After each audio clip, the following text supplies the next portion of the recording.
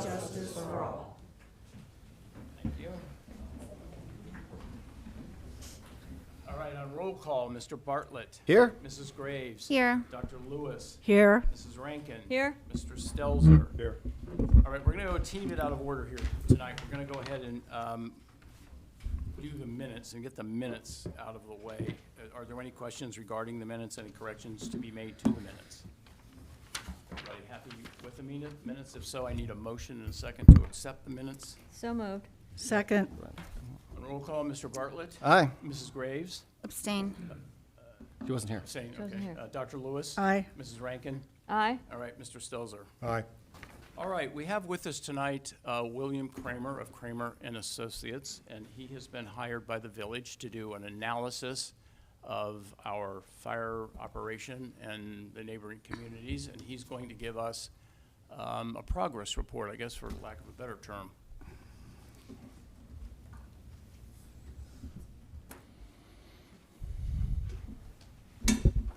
Well, good evening, everyone. I'm honored to be here. I love Mariemont, such a beautiful community. My daughter lived on Chestnut Street not very few years ago, and I always enjoyed coming down for breakfast on the square. Great community. I'm hoping I can contribute to making it a safer community, especially from a fire and emergency medical perspective. Now, as a consultant, I don't claim to be more intelligent than Chief Hines, Chief Terry, Chief Tim, and the collective wisdom here. But the one thing a neutral third-party professional can help you with is a objective perspective, taking a look from the outside without any preconceived notions, and that's probably where I'll be most valuable. I've put together a research template with all the various subjects that need to be addressed, and it's kind of a interesting algorithm with all kinds of moving parts, all of which affect one another. The response time depends pretty much on where the fire station or stations are located. The number of people on duty affects how quickly they can get to the people needing help. Fewer people arriving quickly can perform more, outperform larger crews that take a longer time to arrive. And this process is going to be a collective process where we're going to involve input from council members as they see fit, all fire department personnel of all ranks. It's going to involve a citizens group, and I'm really thrilled to hear there are quite a few citizens, many of whom are here tonight who want to contribute. And we will not be developing a report and then handing it to members of council and the fire department here in Mariemont. What it's going to be is an interactive exercise where each and every item that we develop in detail and research in detail will be put into a draft format. And as one item in the draft affects others, the draft is going to continually change. But at any point, there will be an openness and a willingness for we who are working as a group to share what we're coming up with. So I'm kind of a cheerleader and a coach on this performance that's going to involve community input, fire department input, and input from the various community members. And we want to make sure any of you, whether you're here in person tonight or perhaps listening, do have a chance to contribute your thoughts and ideas as we go through this. So we have something to give away. It's got my name and number, website, 24-hour phone, and that number I think will be published on your website for all of you to provide input. Got two of Mariemont's finest are going to pass out these. You can do it now if you'd like. And we're going to give you this. And we also have a pen that writes, American-made pen, nice, easy-writing blue ink. I think you'll like it. And it's not that these gifts are all that valuable, but the fact that you have a 24-hour number at your disposal at all times will make sure I get all the input that anybody wishes to provide. And I think that's probably the most important thing. Somebody said, well, what's a consultant? And the answer was, if you can't be part of the problem, there's good money. No, excuse me, let me change that. The saying is, if you can't be part of the solution, there's good money to be made in prolonging the problem. But I say that tongue-in-cheek, somewhat self-deprecating, but in reality, as I mentioned, that's a third-party perspective that I think will be If you don't get one of these tonight, there's plenty more where they come from, and we will make sure those of you who still would like one and don't get one have that chance. So anyway, I have about a 60-page outline and about another 80 pages of supporting data that is just the starting point. It's all those various subjects that you really do need to look at. And it's a balancing act. How much can you afford? If there's unlimited funding, you can afford tremendous fire and EMS protection.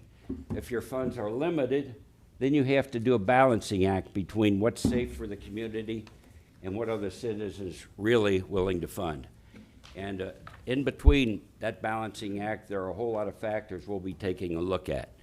So do feel free to call at any time. And I think I'll stop and see if any of you have some opening questions on how we're going to proceed with this process. Let's see. A timetable of all this? Well, we found out my marching orders are to do it right, not do it fast. Now, normally these take 2 to 3 months. And if all goes smoothly, we might be done in 3 months. But if we don't have all the answers to everybody's satisfaction at the end of 2 or 3 months, it'll continue until we do it. And my contracts always read, I accept no fees until the client is satisfied. And that's written right in. I think it's the second last line in my contract that was signed by Village of Mariemont. So anyway, that's about, can't give you a more accurate, but we're looking at 2 to 3 months normally, maybe longer if necessary. What frequency do you plan to meet with residents? That is pretty much up to that group. If they can all meet at the same time, and maybe we could have a breakfast meeting on the square, or maybe if some of you are working and not available during the day, an evening get together some night of the week, we could do it weekly. And I'm willing to meet weekly with the residents. I do have clients in North Carolina, Michigan, and Northern Ohio right now, but they're all, we can do a whole lot of that by Zoom now, so I can be pretty much available every week if we pick a day. And Mr. you Mayor? mentioned, because you pass out the pens and the bags with your phone number and stuff on it, if we have residents who are not part of the resident group, I mean, they will be able to call you or email you if they had a concern, a question, or they wanted to add a comment or something. That would be acceptable. Certainly. Yes, sir. I just have a question. Can you expound on your background? I mean, I'm a longtime firefighter that kept going to school.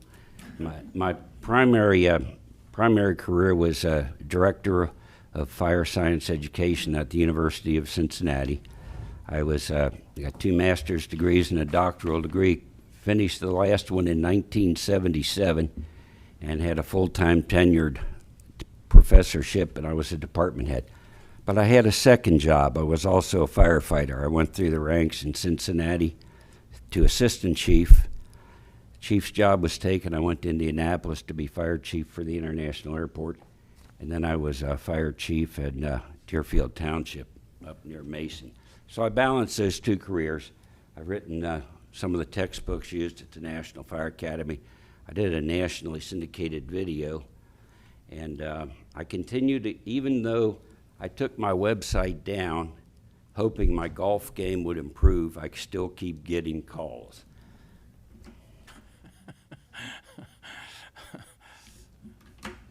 It's just, Question, when are we gonna get all the information that you've found? Like, why do we need this? What is the benefit to Mariemont? Are you going to incorporate that Mariemont's special in its own right? How small it is, it's historical? Just need to see the numbers. we I have, also think there's something about Mariemont that can't be put into numbers. I certainly agree with that. You have a very special community, and your fire department's very special. The wealth of knowledge among your ranks is unlike any other community. There are 41 fire departments in Hamilton County, and the quality of your personnel is amazing. And the fact that you've been able to maintain part-time firefighters round the clock with very few vacancies is amazing. That may not always be there for you you may someday have to convert to more full-time personnel.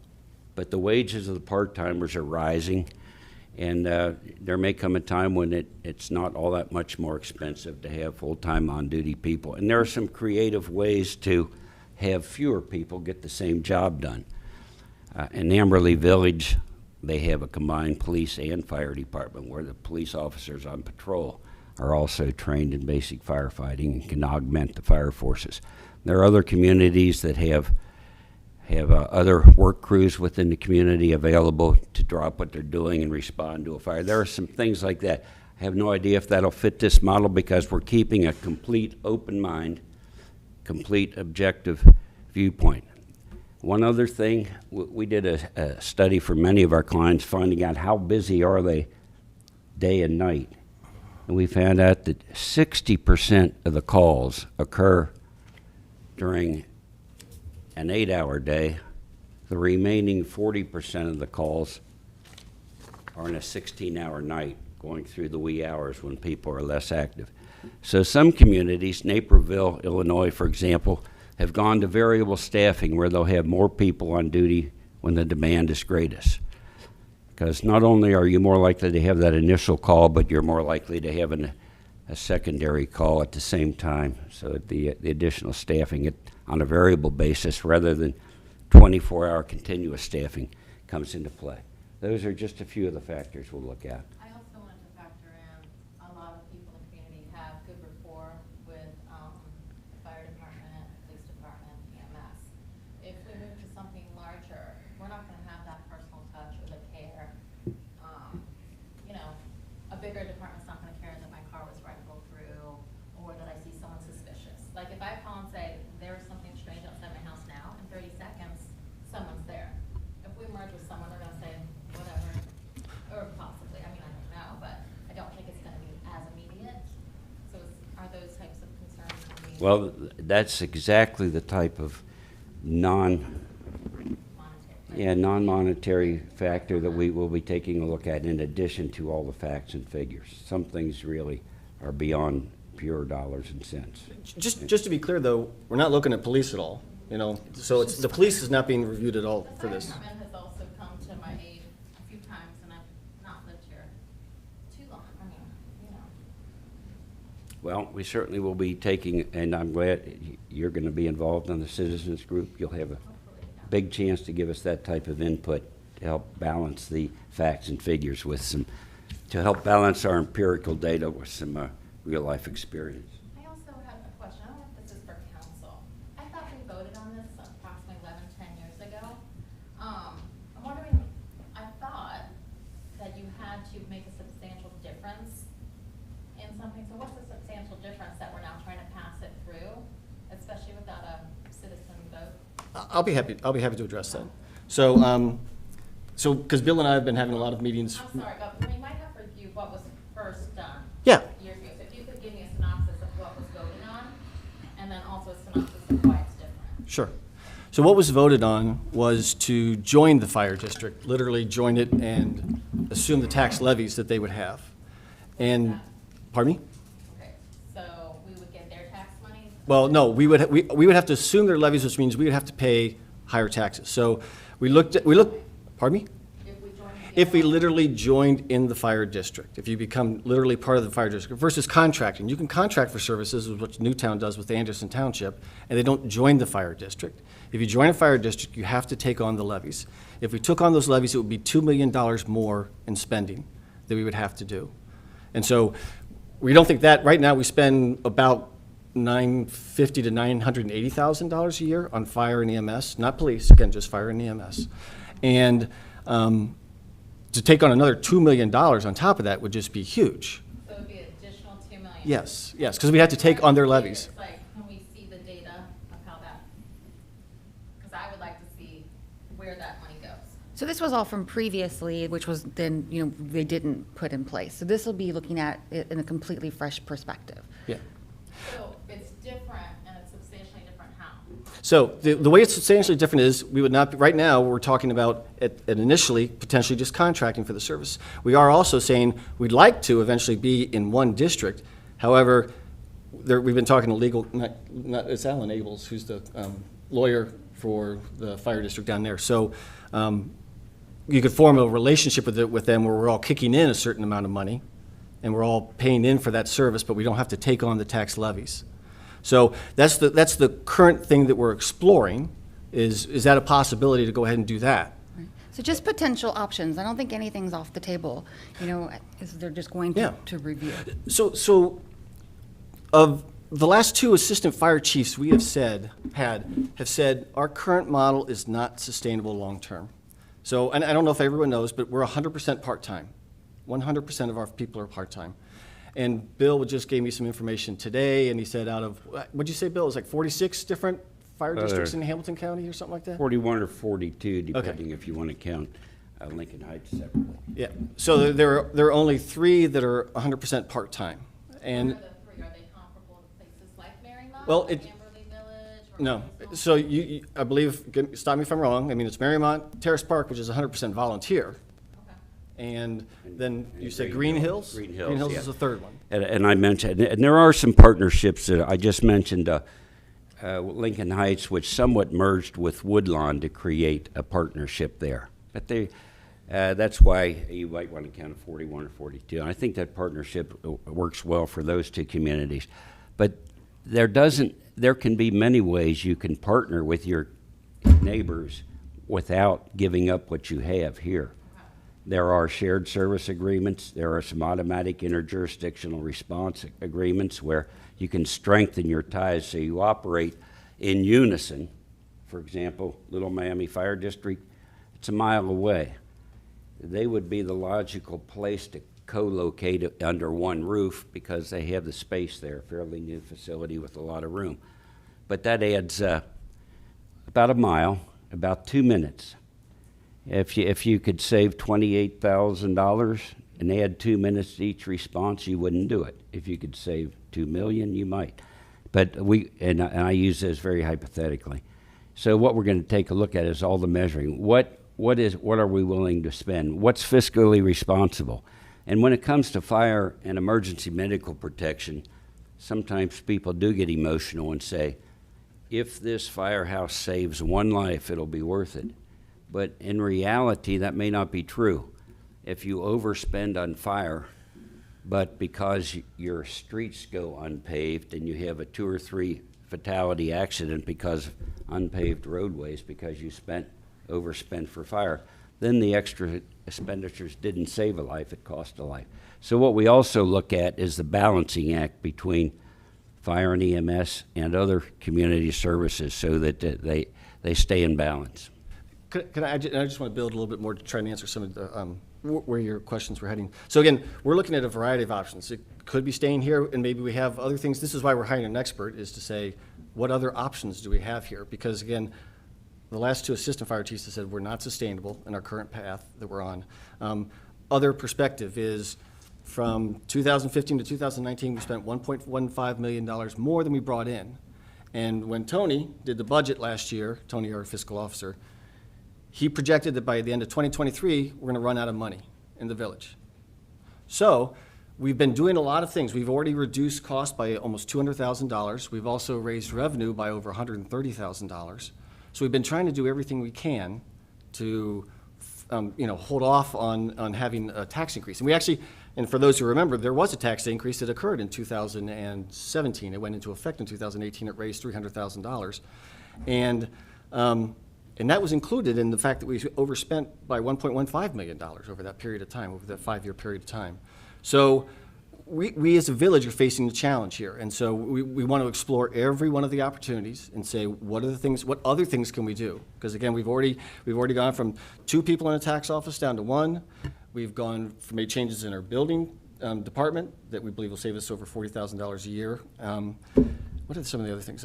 We've got Change. the garbage, yeah. So we've done a lot of things, and so we're trying to be as fiscally responsible as possible. Great, I'm just with this issue, I'm still not seeing, I'd like to definitely hear what he has to say, and I'd like to know how it's, in the end, how it's different than what was voted down.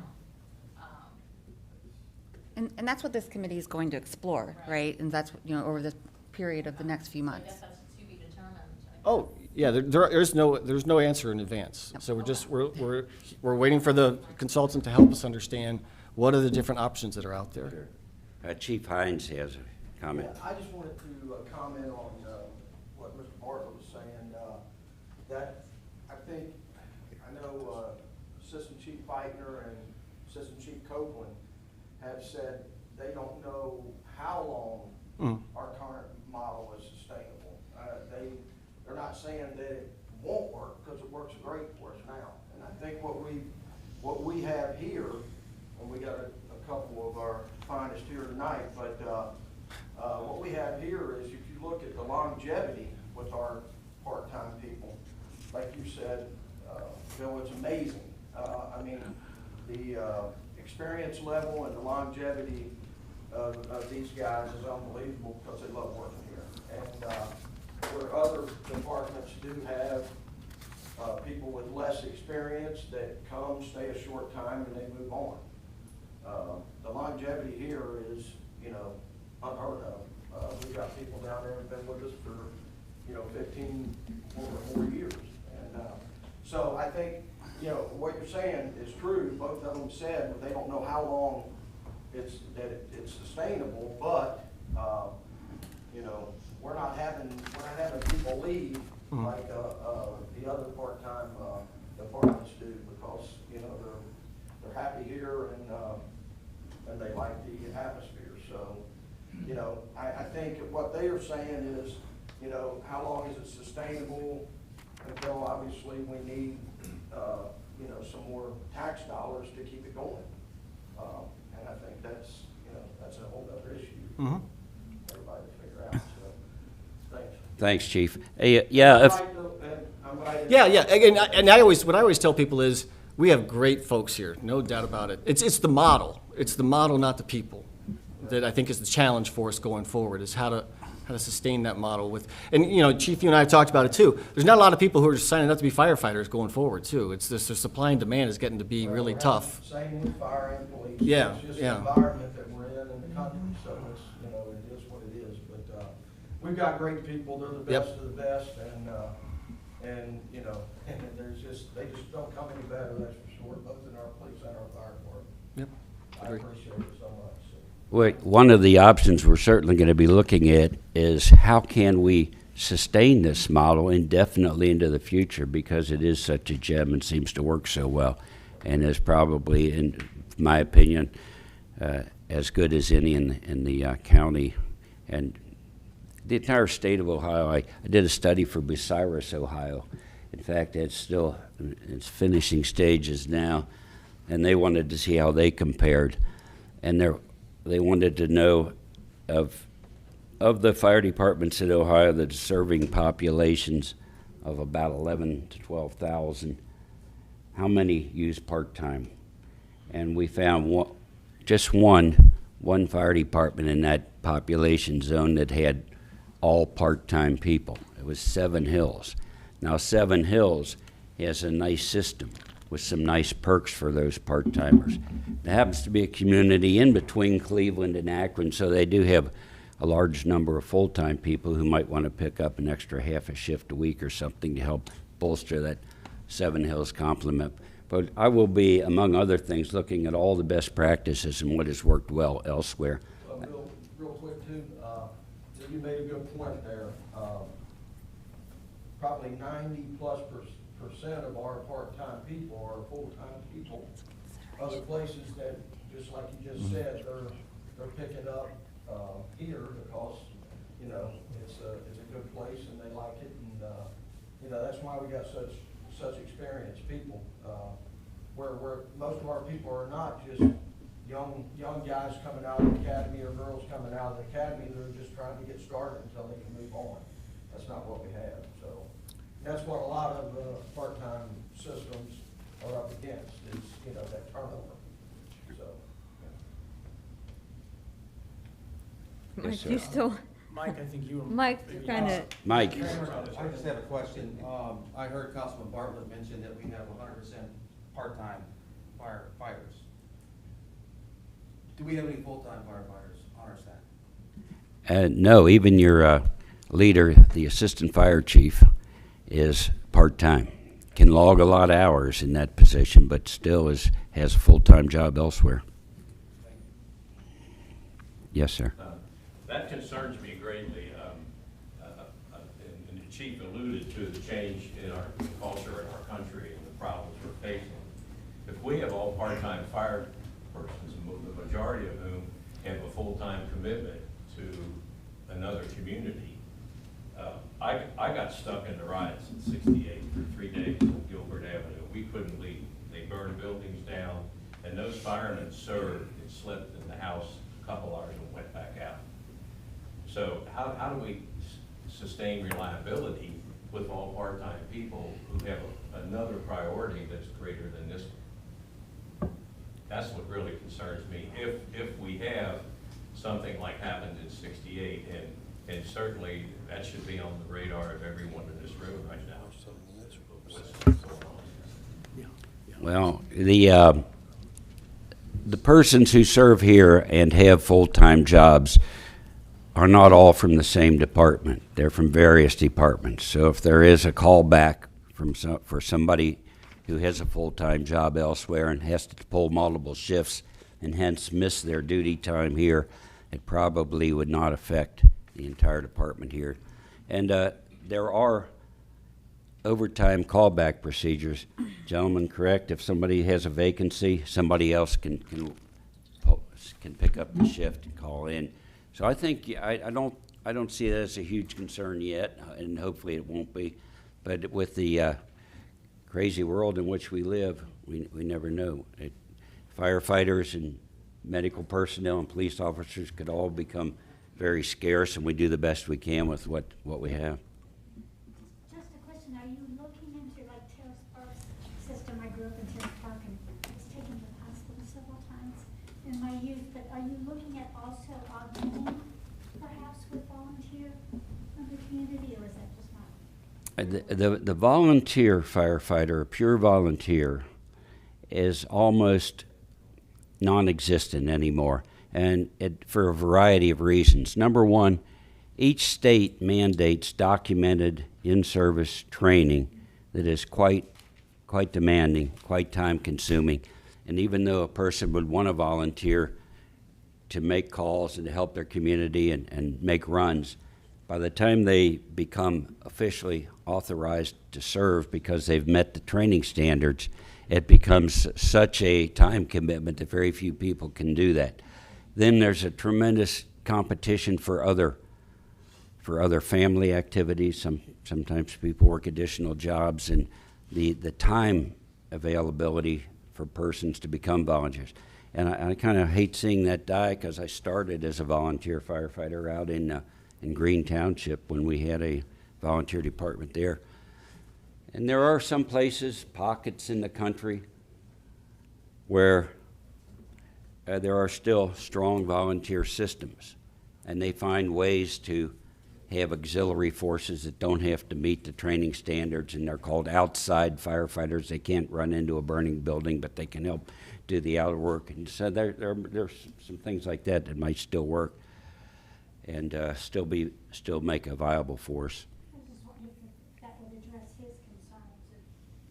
Some people are called back, but we still have some manpower, some volunteers. Well, we do have the potential right now, both in Little Miami and in Mariemont, to do callback of off-duty personnel if everybody is tied up. And I'm not sure what the percentage availability for people to come back to duty, and there's certainly a time lag there, but it is an option that we'll certainly take a look at. I know you have been waiting. Go ahead, please. Stand just so I can see everybody's face. So I just want to make sure that I understand the whole scope of the problem which we're seeking to solve. So I've heard some concern around sustainability, and I've certainly heard that this is a sustainability from a financial perspective of the overall village budget and our tax base. I've heard some questions around sustainability of the human model in terms of the viability longer term around staffing. Are there other issues, technology tools, other kinds of things of which we need to consider? Are there capital needs? Are there equipment deficiencies? Are there other things that are contributing besides the part-time model and the overall financial condition of the village? Well, I'm looking at all the financial, both operating and capital expenses. The village has done a great job of getting ahead of the curve in terms of capital expenditures. No major expenses are going to be needed until, I believe it's 26 or 27 for a new engine, and I think there's a fund that'll accumulate by then. So we're in good shape. But that's certainly in the equation. It's in my template of one of the subjects to see how the capital offsets or complements the operating expenses. Just to build on that, because one of the things is also, I didn't realize until I was in this position, and I went down and saw the conditions that the firemen have to work within too. So Assistant Chief Feitner is the one who came to council at one point and shared with us what the quality of the conditions are downstairs for those folks, and it's not good. So, you know, if we were to do something, that might have to be part of the process as well, is to think about, okay, how do you provide a more livable environment for the folks who are working here, because it's not good. It's not good for the folks there. What's the condition? Well, they're in the basement, and they sleep down there in little tiny rooms, cubby rooms. We've had issues with flooding. Yeah. I mean, mold issues. Chief can probably speak on it more, but I remember when I first took a tour on being on council and seeing their actual living conditions, I was a little bit shocked, yeah. Well, maybe we ought to hear from the firemen themselves that live down there. Oh, I didn't even see you guys back there. Yeah. Sorry. We faced 3 floods. I've been through 3 since I've been here almost 10 years. We've gone through 3, which, I mean, we overcame them pretty quickly. But there's 4 rooms in the basement. It used to be a lot worse when I started. The moisture levels and everything down there all year long, it'd be, you know, like a day like today with the air conditioner running, but you go downstairs and everything just felt damp. But with the dehumidifier we put in and the change in the AC, it's gotten better, but it's still, I mean, like I said, I've been here almost 10 years. I'm full-time at Sycamore compared to the stations we have up there. It's obviously not as. Yes, sir. Mr. Kramer, could you share with me, would that make a difference as far as living conditions versus equipment fighting a fire? Would you rather have better pumpers and better equipment fighting the fire, or would you rather have moisture in the firehouse? As a consultant, can you share with me? For most of my clients, they overspend on apparatus and equipment and underspend on staffing. There are many volunteer fire departments. For example, I did a study in Harnett County, North Carolina, 3 years ago. I did one in Doña Ana County, New Mexico last year. And in both cases, they had a whole series of volunteer fire departments. Each of these volunteer fire departments had a beautiful multi-bay station, 5 or 6 bays, beautiful equipment, but very few people to get any equipment out the door. So in that case, they were overspending on equipment. I think there needs to be a balancing act between staffing, equipment, and living quarters, certainly. And in most cases, the money spent on equipment. Now here we're in good shape, and I don't think Mariemont is overspent. I think they've had a good mix of equipment and staffing expenses from what I've seen in the data and the information I've been given so far. I mean, do we know what it would cost to bring up the conditions of the living quarters? I haven't looked at that yet, but. That'll be part of the study, I'm assuming. Yeah. Oh, yeah. Yeah, it's part of the scope, Steve. It's in the scope. Well, I wish I had the answers, but we're still developing the questions at this point. Yeah, Yep, yeah, just be relooked at. agree. I have a question.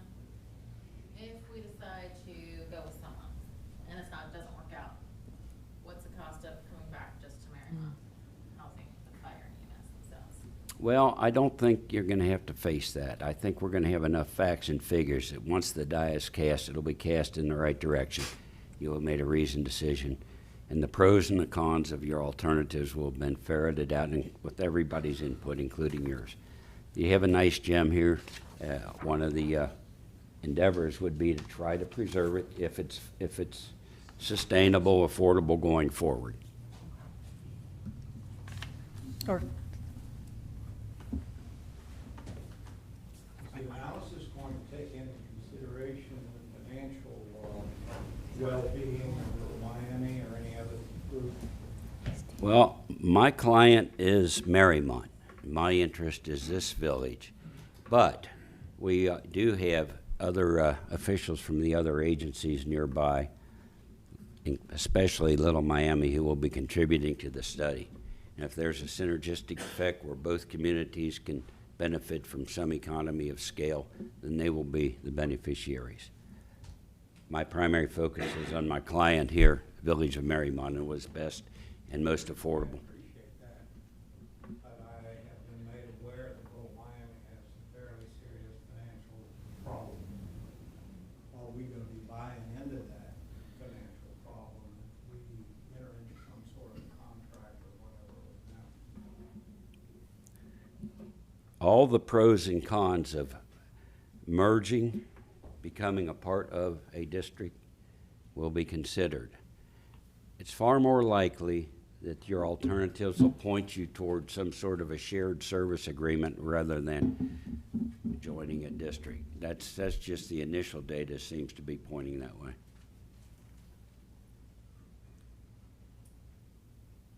Anyone else? Are we? Well, you've all got my number. Any questions you forgot to ask, do feel free to call. Thank you. And I'll be here to serve and hope to meet with the residents on a weekly basis. And hopefully we'll have that list of all of you who are participating tonight even. And I'll be around for the rest of the meeting. So. Yeah, this will not be your last opportunity, by any stretch of the imagination, to interact with Mr. Kramer, ask questions, and as this thing begins to go forward and more of the issues begin to coalesce in terms of a direction that we might be actually heading in, then obviously the questions are going to shift in that direction, and y'all are going to want to have a chance to do that. And we will either do this again, or as Mr. Kramer suggested, we can meet informally as a group, at breakfast or something, some other arrangement, because as mayor, the very first thing that I want proper interaction with all residents, in this kind of a decision, because this is a huge decision that's going to affect this village one way or another. So, Dennis, you want to get the last word in? Last word by Dennis. I guess I need a little clarity on what's the difference between mutual aid and shared services. It sounds like you're agreeing to pay for something that we're probably already doing. Well, a mutual aid in the strictest term means you can call for help from your neighbors anytime you need it, and they in turn can call you for help. But we've gone one step further already. We have automatic interjurisdictional response throughout Hamilton County. Since we have a common communication center, common 911 center, various agencies can be simultaneously dispatched. So if there's a structure fire here in Mariemont, as soon as Mariemont is dispatched, simultaneously help is coming from 4 different directions. If you need a backup life squad because yours is on the road already, that can be summoned quickly from the next closest available service point. So a step beyond mutual aid is things are pretty much, we're automatically helping each other. Now, if we go a little bit further into a more detailed shared service agreement, then we're looking at things like joint purchasing, saving on capital expenses. If one ladder truck can serve 2 communities because they're a mile apart instead of 2 ladder trucks, and we can save $1.2 million by not buying a new ladder truck and share that expense. You don't have to be one organization to have those types of shared services where we supply the super rescue engine, they supply the ladder truck, and it can go both directions, and we maintain our identities and our own fiscal solvency. Those are probably going to work better in most cases. Right. One last. This will be the last right here. I'm sorry to be the last. It's all right. Just a clarification about the scope. You're going to present your report about the feasibility, sort of the cost-benefit analysis of various alternatives. Then I assume it will come to full council will it also take a community vote of some sort? Or what is the decision-making process for this going forward? Well, when Mr. Kramer concludes his report, and we have his report, and we'll have also the report from the community group, and we'll have input, from other residents, then I believe that all of that, yes, would come into council and be evaluated, and a determination would be made then as to, what the next, how we're gonna proceed from there. And I would assume that at that meeting as well, that there would be, other input. Because, you'd want to hear, you'd want to hear where are we going with this, or how, what is the ultimate outcome of something like this?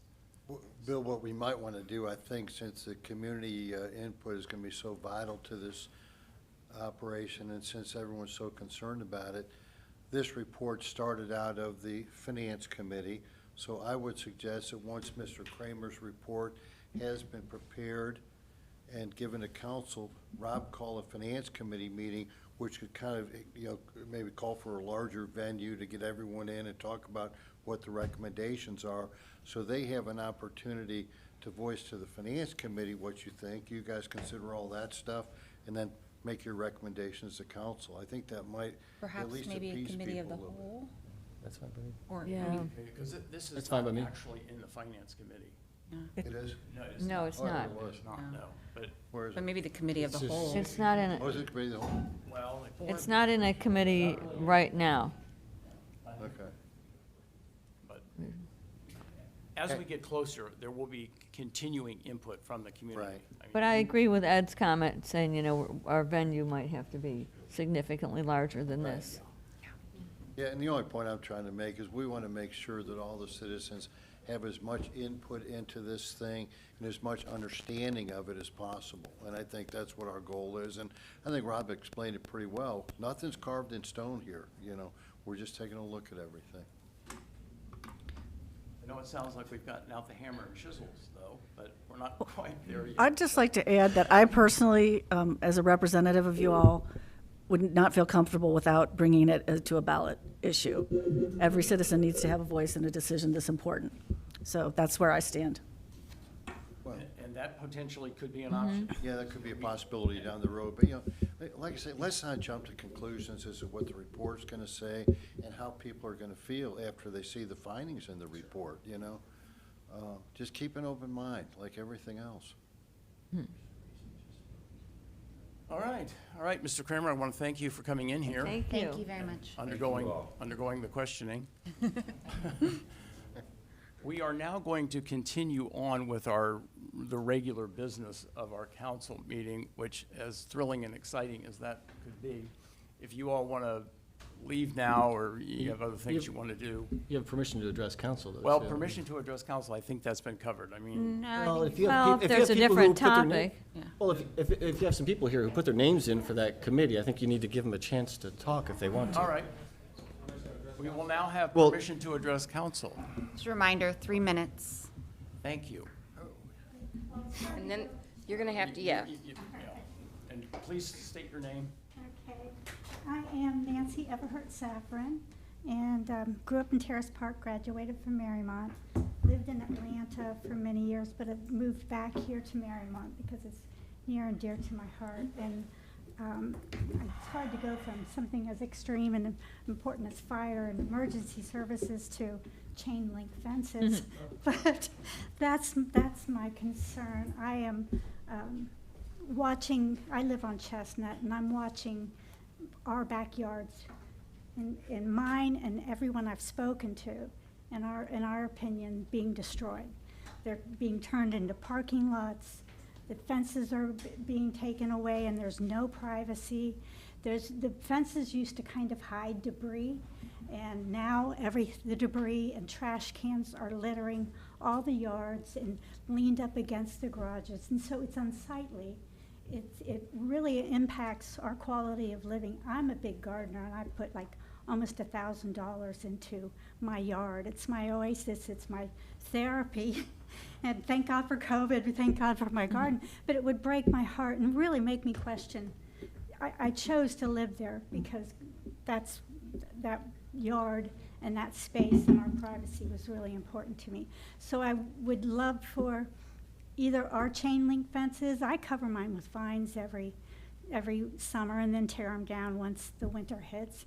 But I would ask that those, what exist, be grandfathered in and left to stand unless somebody, you know, is okay. But everyone I've spoken to along my row of maple and chestnut are opposed to what's happening with these fences.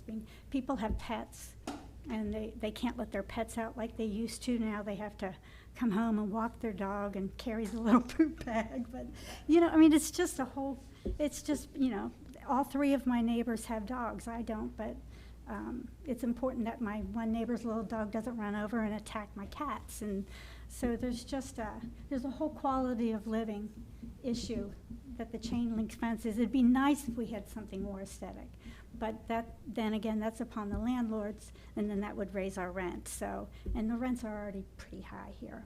So I'm just asking that you all perhaps consider to grandfather in the chain link fences that exist and maybe not have any more new chain link fencing if that's an issue, and an aesthetic one. But to consider that, I ask that. Thank you. Okay, thank you. Thank you. Thanks, Nancy.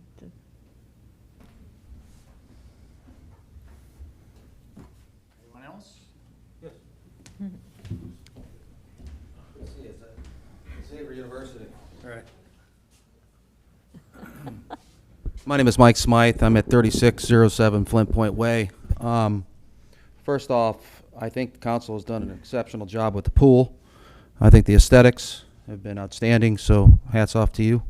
I think the Murray Path looks fantastic, so council, nice job. I think it's wonderful. I have another comment, I guess, or a question. Can council share with me where we are on a administrator, number one? Two, have we interviewed any administrators? Zoom or face-to-face? And thank you for good stewardship. Rob, you want to answer that, or you want me to? Sure. No, I'll be happy to answer it. So, Mike, to answer your question, we have not interviewed anybody yet. We received 13, I believe it was, people who applied for it, and Bill and I had narrowed the list down to 5, and we've contacted the 5, and we're in the process right now of setting up interviews. They're hopefully going to start the week of July 12th, or something like that. So that'll be when we start to do the interviews. But it's 5 people right now currently. So we haven't made a decision on it yet, other than to. I have not had any conversations with anyone yet. Yeah, actually, no, we haven't talked to anybody. It's all been email and everything, so. Anyone else? Comments? Questions? Criticism? Careful. Easy, Bill. Pitchfork. All right. Well, I want to thank all you for coming in here tonight. I know, it's, you kind of an odd hour, I guess, or, nobody's had dinner yet, so I'm glad that you all participate in this, and going forward, your participation, is going to be very important. Yes. That we get a good resolution, a good solution to what is being proposed and what is being talked about. So, Do you think it'd be worthwhile to maybe send a piece of paper around, have people put their name and contact information? Since, this. Good, if you all are. Contact for, because this would be separate from the list that Joni maintains now to send out emails to people? Is everybody here on the email list? Yeah, are you mostly on the email, are you on the email list? I'm seeing some faces of people I don't know. That's. Well, you can go to the website and sign up for the emails. It's you're not pretty on, easy to sign up. Yeah, because we're trying to encourage people to do that, and there's 2 different email lists, right, Joni? Can you help explain what the difference? Yeah, there's one that's for news and alerts, and then one for council meeting agendas, that type of information. So you can pick one. Or both. Or both. Mm-hmm.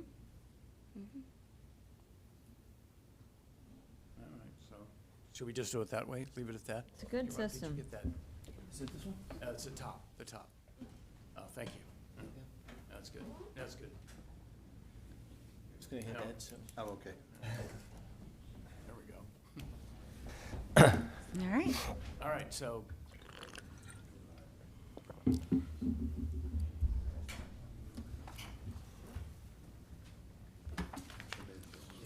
where am I? We got a communications. Communications, that's right. We had two things in communications. We have Chief Heinz's report. You can, which you all have taken through. You got any questions? Yes, Chief, you want to make a comment? Got any quick thing to say about it? Fairly good report. Assistant Fiscal Officer Wendler's report. Look through that. Comments, any remarks? No? All right, move on past that. All right, looks like motion to pay the bills. Let's pay some bills around here. Any questions regarding the bills? No? No? All pretty copacetic. Huh? Joni, just real quick, the HSA contribution, was that one that was just missed, or they all normally done separate like that? No, that was the police officer, the SRO that was made full-time. Oh, okay. So Got it. So we he was just catching eligible him then up. to get his HSA. Got it. All right, I need a motion and a second to pay the bills. So moved. Second. Second, Mr. Bartlett. Aye. Mrs. Graves. Aye. Dr. Lewis. Aye. Ms. Rankin. Aye. Mr. Stelzer.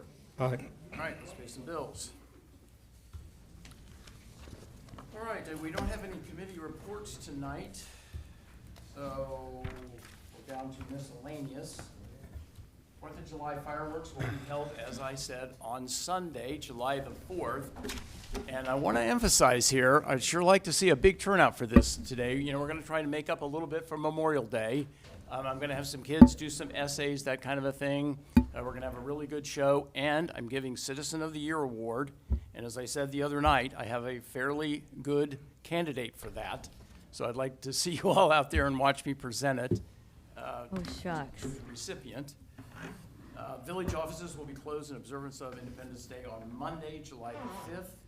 And, oh yeah, and let me mention this. We're going to have the, you know, last year we had the thing called the Flag Walk, and that'll be on July the 3rd. And, you know, that's when we put the little flags out all over the village. There's going to be a little, I guess, what, a mini parade kind of a thing. Kind of sheet on it. I think there's just a wall, not necessarily an organized Well, walk, but it's not almost like highly organized. almost Yeah, like it's the a walk to Luminaria take was. place on Saturday, July the 3rd, beginning at 6 p.m. Center Street, it'll end by the monument down by Mount Vernon.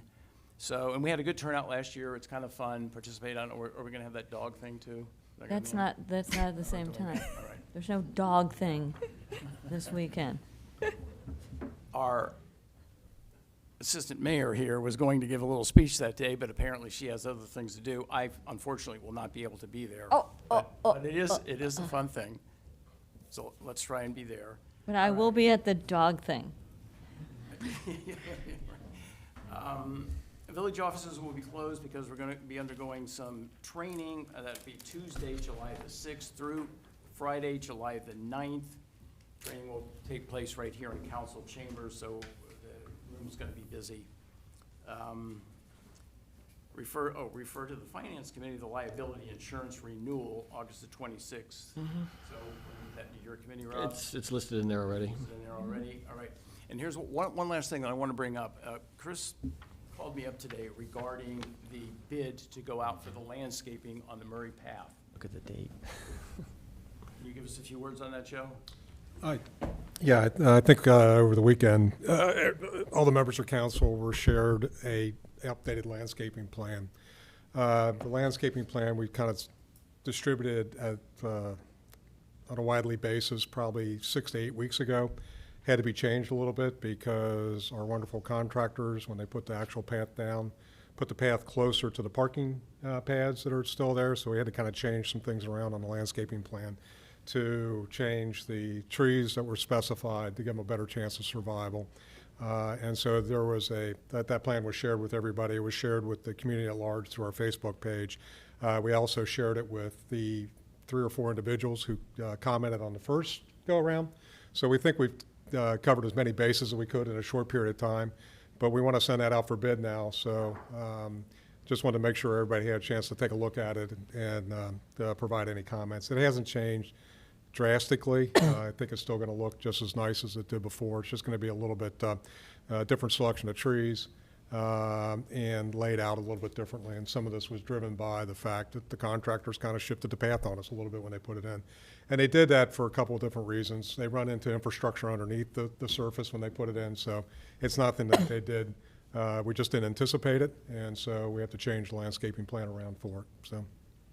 Joe, it was hard to tell, right, on the plan comparative to the last one. So was it really just some tree differences, or can you just give, like, maybe just a couple examples? The trees aren't going to be stacked like they were before between the path and the parking pads. They're going to be spread out a little bit more. So that's the kind of the big difference. And they're going to use a variety of trees instead of the same. 3 different types of trees, I think, Right. instead of the one variety, so that it's not going to be called. No. But the plan was pretty detailed about exactly what plants they're putting there in each location and the type of plants, so. No, it looked good. It was just, it's hard to tell the difference compared to the other one not being. The boulders apparently are going down tomorrow, and some of the grading work will be I think it's the day after possibly. Yeah. Let me address something else, because this was kind of going around the past couple weeks too, about the drainage. There were some comments being made on some of our wonderful social media sources about it's not draining properly and all the rest of the stuff. I think what people forgot was their drains are there, but there are silt filters over the tops of the drains, so they couldn't drain. So, and we got a pretty hefty rainfall about a week and a half ago that created some puddling.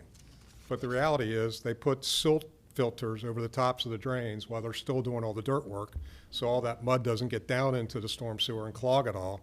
So that's the reason why things didn't drain as much. Also, additionally, 1 or 2 of the basins themselves were a tick high, and they were going to be lowering them. But even if they were lowered, No, it even still if they wouldn't were get through. lowered, yeah, I still mean, wouldn't so get through, the right. bottom line is, it's not a design issue, that was being alleged on some of our social media sources. And we believe once we get the grading done, get the grass seed down, have it starting to grow, it's going to lock it all in place. We can pull the silt filters off at that point, and the drainage should be fine. So is there any other questions on the landscaping plan from council? Nope, good. We're all good, though, All good. with Chris going out to bid with this. I mean, this is going to be a big number. And, ultimately, I think the village will front the number. Originally, we will, but of course, I mean, we're going to get the money back. So it's not like, this is not ultimately village money. Yeah, there's 2 different pots of money that we'll go after. First, we go after the Clean Ohio grant for all the construction costs for the stormwater work and the path installation. The landscaping can come out of 2 other pockets. First being a $75,000 contribution from our partner, Columbia Township, on the project, and we have actually just a little bit over $100,000 in private contributions sitting in an account just waiting to spend it, which is nice, but we're going to go through the process and get a plan. We think we've got plenty of money for landscaping, so especially with the current plan. But we don't, like anything, you don't know until you send it out to bid for the contractors. And I don't believe there's a plant shortage right now, other than what you heard, chip shortages and lumber shortages. I haven't heard of a plant shortage right now, so we should be okay. And for folks that aren't on Facebook, the plan is also on the Murray Path website. Right. All right, so we're all good with it. All right, well, moving on to that, let's go on to resolutions. Tony? The first one is a renewal of 3.0 mil tax levy in excess of 10 mil limitation for capital improvements for the tax years of 2021, 2022, 2023, 2024, and 2025. All right, that's the 3rd reading. You've heard the report. I need a motion and a second to accept the report, So moved. Adopt the resolution. to adopt the resolution. So I moved. said report, you're right, I meant resolution. Mr. Bartlett? Well, we Well, you need a gotta second. second it. I You got gotta a, second. Did I get a second? I'm a second. I'm second. Second. Mr. Bartlett? Aye. Mrs. Graves? Aye. Dr. Lewis? Aye. Mrs. Rankin? Aye. Mr. Stelzer? Aye. We'll accept that resolution. Tony? Next one, resolution authorizing the mayor to enter into an agreement of cooperation with Hamilton County, Ohio pursuant to provisions of the Housing and Community Development Act of 1974 as amended, and to declare emergency. All right, you've heard the first reading. I need a motion and a second to suspend the rules and allow for a 2nd and 3rd reading. So moved. Second. Second. Mr. Bartlett. Aye. Mrs. Graves. Aye. Dr. Lewis. Aye. Mrs. Rankin. Aye. Mr. Stelzer. Aye. May we have the second reading, please? Yes, resolution authorizing the mayor to enter into an agreement of cooperation with Hamilton County, Ohio pursuant to provisions of the Housing and Community Development Act of 1974 as amended and to declare emergency. All right, that's the second reading. Is there any discussion? What is this? Tony, do you want to explain? No. I'll Explain. I'll explain. So this is, we had that meeting last week, the folks came from Hamilton County Planning and Development. So there's grant money that becomes available if you sign a cooperation agreement with them. And it's money that they receive a certain amount based on some profile of our community. We will in turn then be able to tap into 40 to 45% of that. And we can ask them for that, but you need to wait a year, but it's not a use it or lose it. It just continues to accumulate. So it's about $22,000 a year or something like that that we can have, that will be building up in a kitty for us to be able to use. And use for what? It depends. It is restricted in some of the things you can use it for. Some of the things you can do for our ADA compliance stuff, also historic preservation. Joe, do you remember some of the other things that were on that list? Tax credits, the possibility of tax credits for historical rehabilitation and/or new market tax credits if we ever decide to do some things with the historic district. There's a presentation, I think that, there's a PowerPoint presentation that It's on the Joy had website. put together that's probably on the, well, and also in the meeting from last week. Well, but she wasn't here at the I was meeting. at the meeting last week, I so know, I but I mean, missed it. Yeah, I can email it to you. So no, all upside, no down. Right, Yeah, right, there's- and so, and the thing is, the reason it's being passed as emergency is we have to get it signed, the mayor has to sign and submit this, both the resolution and the agreement, before July 16th, for us to be able to start to join the program and then become available for some of the money going forward. Is this something new that just became No, available? no, Or it's been a while? no, a while? we're New to us. one It's of new only to us. six. We're only one of only 6 communities in all of Hamilton County. There's like 44, yeah, there's 44 communities who have already Late out than there. never. And we're one of only 6 who aren't doing it, so. But- Nice work. No cost to us. All right, may I have the third reading? Yes, resolution authorizing the mayor to enter into an agreement of cooperation with Hamilton County, Ohio pursuant to provisions of the Housing and Community Development Act of 1974 as amended and to declare emergency. All right, I need a motion and a second to adopt the resolution. So moved. Second. Second, Mr. Bartlett. Aye. Mrs. Graves. Aye. Dr. Lewis. Aye. Mrs. Rankin. Aye. Mr. Stelzer. Aye. All right, I need a motion and a second to evoke the emergency clause. So moved. Do I have a second? Second. Second, Mr. Bartlett. Aye. Mrs. Graves. Aye. Dr. Lewis. Aye. Mrs. Rankin. Aye. Mr. Stelzer. Aye. All right, that will be adopted. All right, Tony. All right, to assemble a temporary fire EMS task force to help increase revenue and/or decrease expenses of the Mariemont Fire EMS and to declare emergency. All right, you had the third reading. I need a motion and a second to suspend the rules and allow for a second, third reading. So moved. Second. Second, Mr. Bartlett. Aye. Mrs. Graves. Aye. Dr. Lewis. Aye. Mrs. Rankin. Aye. Mr. Stelzer. Aye. May we have the second reading, please? Yes, to assemble a temporary fire EMS task force to help increase revenue and/or decrease expenses of the Mariemont Fire EMS and to declare emergency. All right, that was the second reading. Do we have any discussion on this?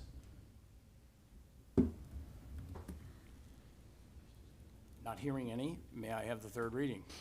To assemble a temporary fire EMS task force to help increase revenue and/or decrease expenses of the Mariemont Fire EMS and to declare emergency. All right, I need a motion and a second to adopt. So moved. Second. Second, Mr. Bartlett. Aye. Mrs. Graves. Aye. Dr. Lewis. Aye. Mrs. Rankin. Aye. Mr. Stelzer. Aye. All right, I need a motion and a second to evoke the emergency clause. So moved. A second. Let's not get too. So moved. All right, Mr. Bartlett. Aye. Mrs. Graves. Aye. Dr. Lewis. Aye. Mrs. Rankin. Aye. Mr. Stelzer. Aye. All right, that'll be adopted. All right, I think we have one more, correct? One more resolution, yes. All right, to appoint members to an audit committee and to declare emergency. All right, you had the first reading. I need a motion and a second to suspend the rules and Oh, allow for and a to second, declare third emergency. reading. So moved. Second. Second, Mr. Bartlett. Aye. Mrs. Graves. Aye. Dr. Lewis. Aye. Mrs. Rankin. Aye. Mr. Stelzer. Aye. May I have the second reading, please? To appoint members to an audit committee and to declare emergency. All right, discussion on this here tonight? No, I think it's good to clarify the reason for the emergency is because the audit results are coming back soon? Probably be another month or so, yeah. Takes 2-3 months. Yeah, okay. So we want to get the committee formed and get it up and running before the audit results become available. Right, right. And we have the names of the appointees are in the resolution? Okay. Okay, we have the third reading. To appoint members to an audit committee and to declare emergency. I need a motion and a second to adopt the resolution. So moved. Second. Second, Mr. Bartlett. Aye. Mrs. Graves. Aye. Dr. Lewis. Aye. Mrs. Rankin. Aye. Mr. Stelzer. Aye. All right, I need a motion and a second to evoke the emergency clause. So moved. Second. Second, Mr. Bartlett. Aye. Mrs. Graves. Aye. Dr. Lewis. Aye. Mrs. Rankin. Aye. Mr. Stelzer. Aye. All right, we'll adopt that. And I think we only have one. Bill, who were the members that you, it wasn't in the, it's actually in the wording of the resolution. It's actually, it's a resolution, and the resolution just appoints the people. Scott Hamlin, Stan Baylor, and Lynn Tumbler. Thanks. I just thought it'd be good to read them out loud. Thanks. One ordinance, if I'm seeing this correctly. Is that correct? That's correct. Ordinance amending section 151.04 of the Mariemont Code of Ordinances regarding fence construction. Okay. I'm assuming that's, I lost my place here. I'm assuming that's the first reading, correct? No, it's a It's a second. second No, it's a reading. second. It says second. All right, any discussion? You're better than I. Somebody's keeping track. Well, we've heard from one resident Heard from on one. it, yeah. Right. So we talked about this at the last council meeting about that someone could still get a variance if they want to keep their There's an appeal process. chain link fence. Right. So what is the process that has to be done? Will they be notified that their fence needs to be removed? And at that point, there's an appeal? Bill? At that point, if they are notified that they have to remove their fence and they wish to appeal that, they would apply to the planning commission for a variance, and they would come before the planning commission and present their case. Okay. And I know that we had this discussion, and this is where it's gonna get, a little something, in that, there's really no good criteria by which we're gonna Exactly. be making that determination. And that is, of course, gonna be a problem, and I believe, Joe, that was your point. Yeah, because, and again, at the end of the day, we've had trouble defining what a dilapidated fence is. Right, That needs to be removed. right. Right. And I So think that's what the intention is here. Mhm. But the question is what's that criteria going to be for dilapidated fences? Well, No, this actually, Joe, this says there is no criteria like that, because, again, Eileen put together the criteria, I don't think you were here for that meeting. Eileen put together the criteria, and it shared with council, and her recommendation was, it's very hard to discern some of these things. And so her recommendation was not to have a delineation type of thing. It's not yes or no, it's just like, they should be removed unless, and then they can go to appeal if they want to. They go to Planning appeal, Commission. and then the planning commission will be faced with trying to make a And determination. 5/6 of council going to overrule the planning commission if we disagree later. If you disagree. Right, so there's a couple fail-safes in there. There are a couple fail-safes, that's true, yeah. Okay. That's true. Okay, that was the second reading. We'll have the third reading next time around. I hesitate to ask, would anyone else like to say? Chief? Chief? Yeah, I was remiss, The list of people for the committee. No, go ahead, Chief. I was remiss in not mentioning when you asked me after my report, I forgot, but without naming a name at this time, I just want to say that we had one of our longtime fine residents just Monday, I think it was. No, I'm sorry. Tonight's Monday. It was Friday. Friday gave me a call and said that they were driving by the boathouse and saw 2 or 3 suspicious people down there. Looked like they might be trying to break in. So right away we sent our guys down there, and sure enough, I guess when they saw the police coming, they took off through the woods, and they left behind a hammer and a pry bar, and they were indeed trying to pry their way into the boathouse. I can't seem to get it. I don't know why I can't get it. I can't get it out of your eyes. They were trying to pry their way into the It's the one you boathouse. didn't get. If you go up, it'll go further. No, but like those two and behind Chief, push One them more. up. Behind Chief's head, you try to pull them down, you gotta push them up. Push them up. There we go. There you go. Major problems. Very good. Major problems. You Hey. have the sun in your eyes, yes. Takes a fireman. Yeah, takes a fireman. Okay, anyway, they were trying to pry their way into the boathouse.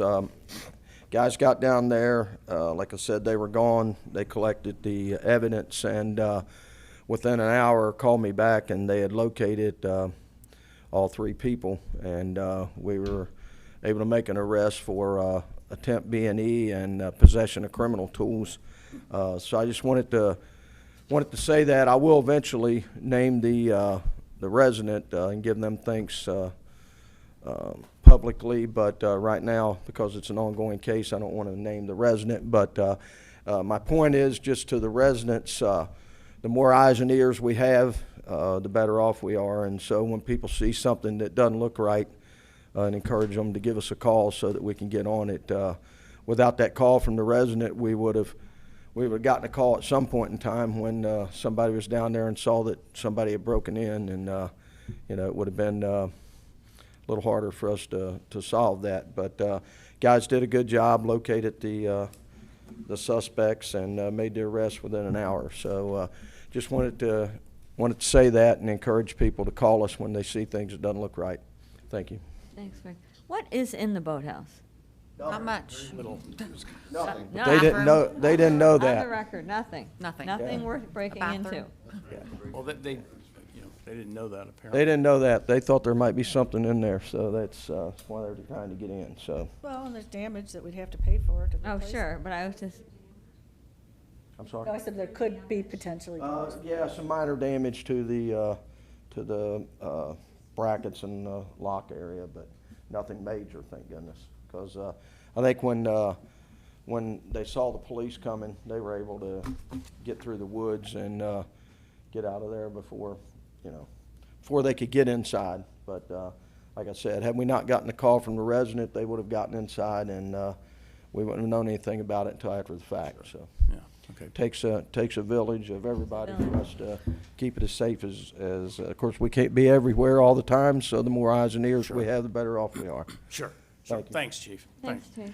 All right, one final thing. I circulated this afternoon my list that I've been receiving, for people who, wish to express a desire to be on the Resident Fire Committee.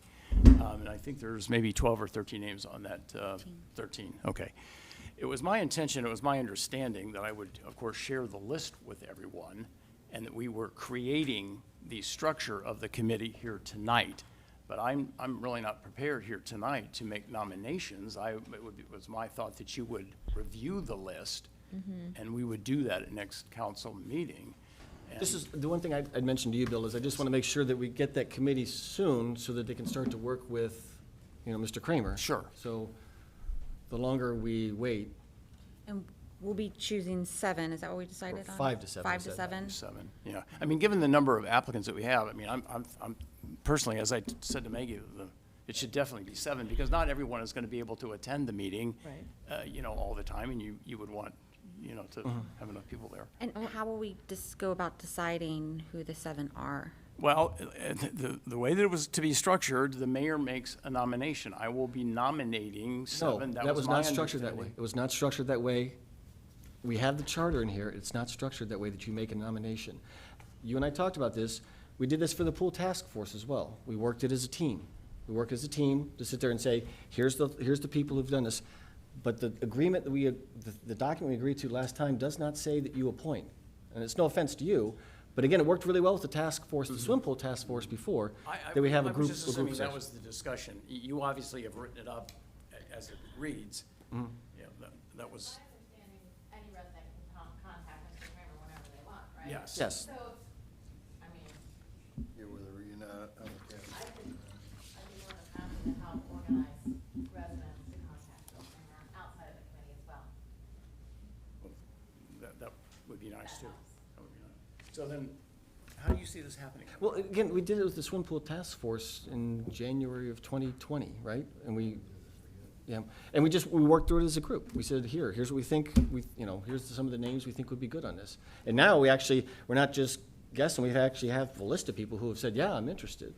So I think, I think we should go through this list and see if we can agree. And, Joe, you mentioned an idea to me the other, say, hey, if you want to, you can just have each one of us name one person and then try to have some collective one for the other ones too. So that would be 6. Yeah, so the idea was, okay, we got 7, is 7 the number we want to do as far as the task force? I think so. Yeah, I don't think We we agree on want, that? we talked about that, and I think we I'm decided that 7 was the better Okay, so if we representation. have 7, right now we have 5 council members and the mayor. So we'd pick 6, everybody would just pick, one themselves. I would pick 6 spots, and then we, do it at the 7th spot as a group. Okay.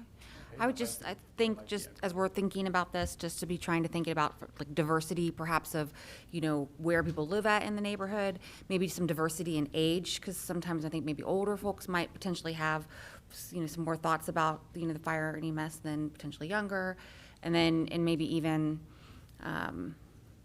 We also said male, female. So we actually, you weren't in the meeting, so I'm sorry about that.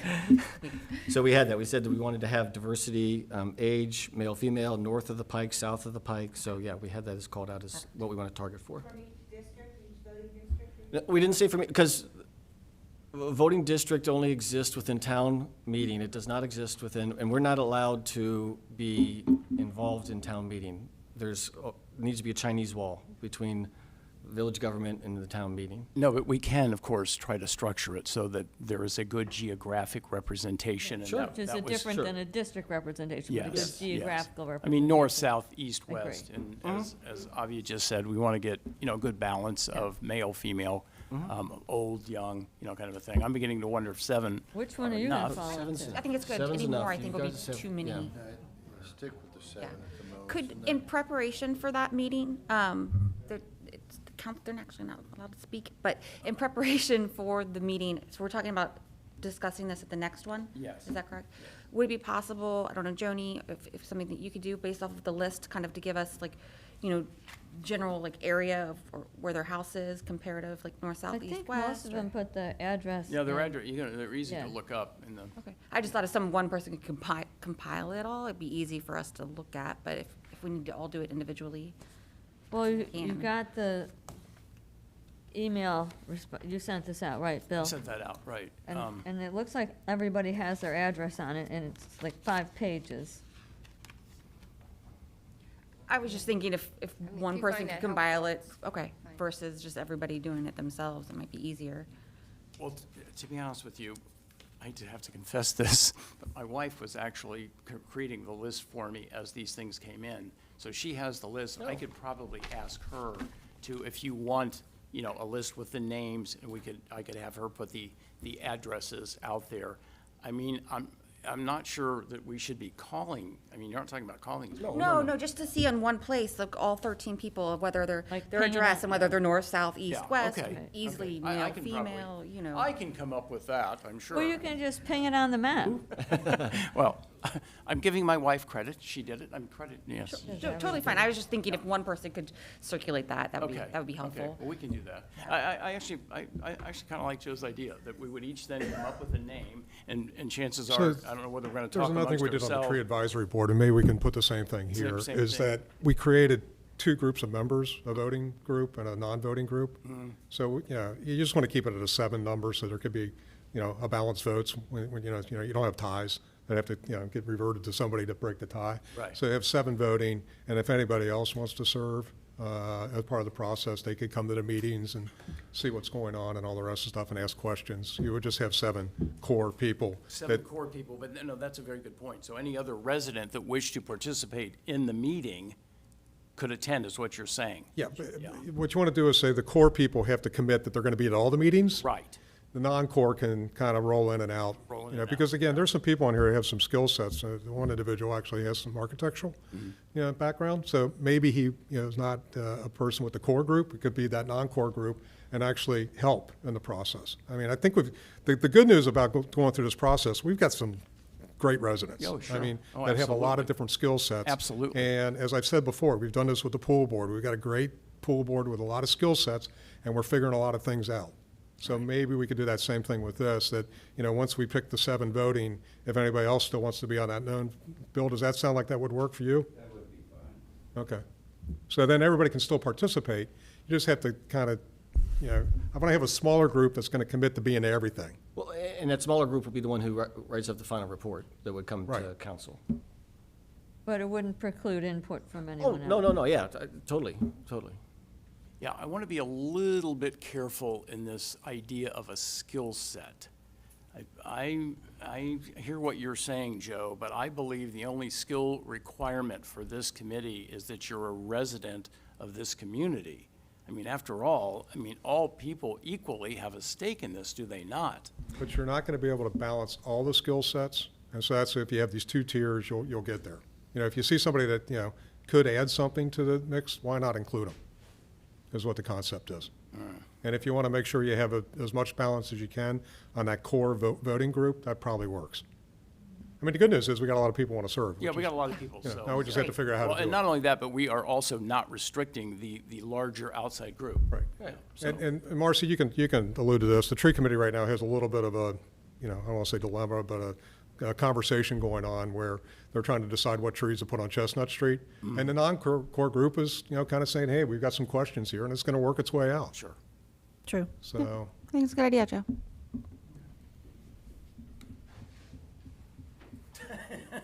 I just heard, hit the gavel. Any other final remarks? Again, I want to thank all you folks for showing up here tonight and sitting through, what I know was a very entertaining evening. All right, we're adjourned. All right. So most people haven't had lunch. I mean, you haven't had dinner, I haven't had lunch. So I'll send you the presentation from last time. Sorry,